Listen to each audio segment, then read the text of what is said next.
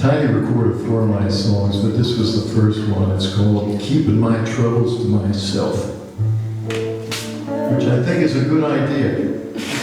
Because I find when people say, "What's wrong, Harvey?" and then you pour your heart out, and 2 minutes into it, you realize they're not listening, and you actually are talking to yourself.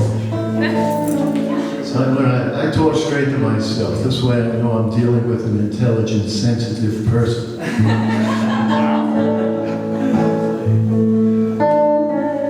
There's a song Tiny recorded in Australia.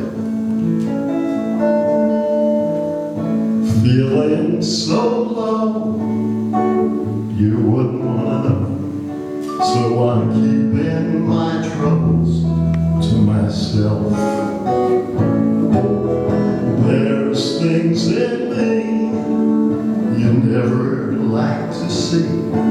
So I'm keeping my troubles to myself. 'Cause you always like me best when I'm playing the jester. My smile's not to deceive. I only give what I know you'll receive. And I'm feeling so low, but I'd feel worse if you go. So I'm keeping my troubles to myself.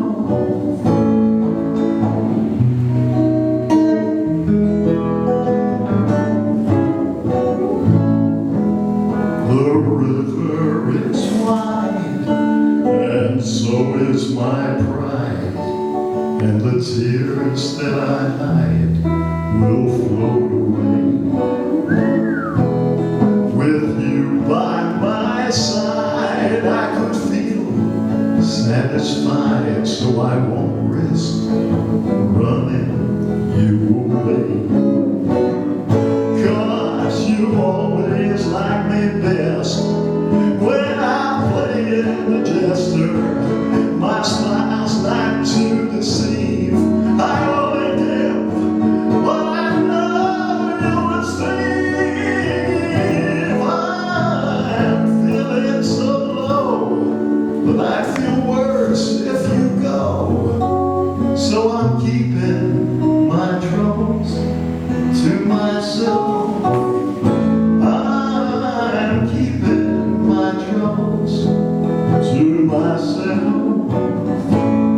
Yes, I'm keeping my troubles to myself.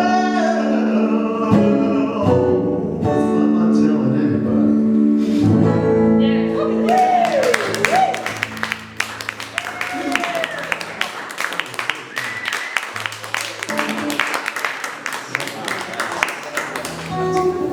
But he doesn't mean Roger Miller. We were talking about people made albums.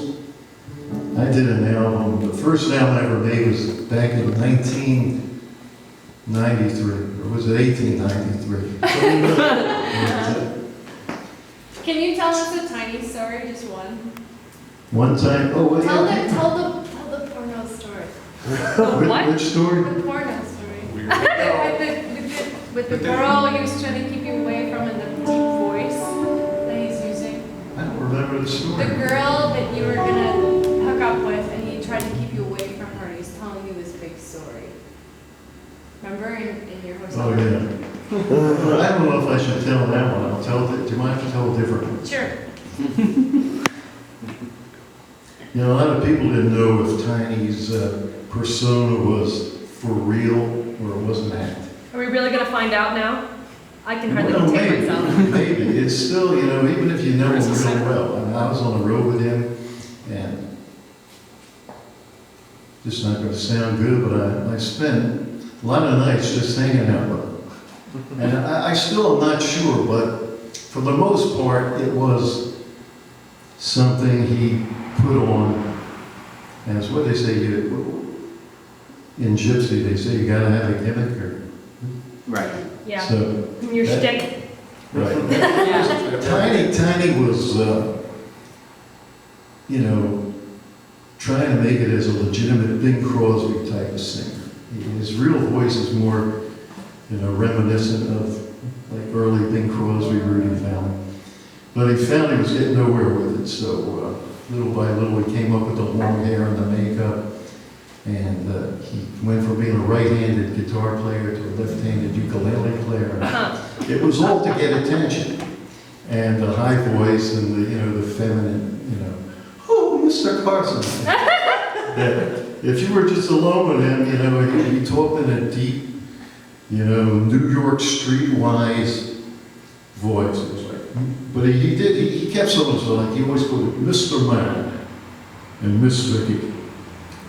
And the story I like the best about him is I had worked with Tiny for a while, and then I went on my own, and I moved to New York just cold. I had been performing down south. And I decided I got to get to where it counts, so I moved to New York with nothing, and just as fate would have it, Tiny was in New York, and I was able to hook up with him again. And the first night I went to see him, this was a point in his career where things were not as, he was not as hot as he once was. And he was attracting a lot of New York type hucksters that were trying to capitalize on his fame. And so he was in the studio the first night I saw him with these guys, and they were like real, phonies. And obviously, and Tiny was recording this song, and they kept saying, Tiny, this is great, I'm going to take this right to Johnny Carson, Ed Sullivan, you're going to be right back at the top. And Tiny was doing his, high voice, oh, Mr. Casone, you're so wonderful. Then the other guys, but Tiny, this is it, I'm going to go to all my big shots, you're going right back where you were. Oh, Mr. Jacoby, I can't believe I'm so lucky to have met you.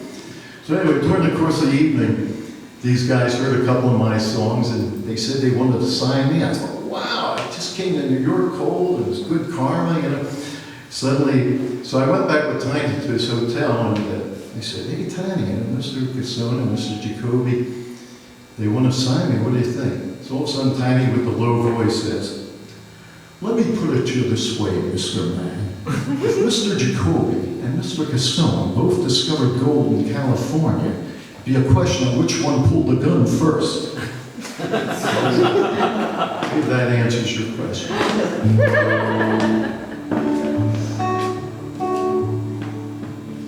you want to do one more? Yeah, I was talking about the album that I did in 1893. And Tower Records was very nice. They put it in their store on consignment. And the first week I was there, I was excited because my last name is Mann, and I was right next to Madonna. And first week I went in there, they had 7 copies in the bin. And I went back a week later to see how it was doing, and there were 8 there.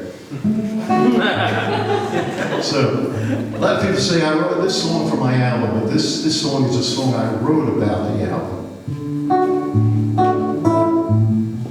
A couple aliens dropped by my house on their way back to the saucer. Their mission to acquire a sample of the sounds Earth music has to offer. They randomly grabbed 5 albums from a pile of assorted CDs. The Beatles, Bob Dylan, Elvis, Madonna, and me. And I'm proud to say my album is a hit in outer space. I knew there had to be an audience for it someplace. Oh, if just 5 albums to listen to on a billion-mile journey. They had the Beatles, Bob Dylan, Elvis, Madonna, and me.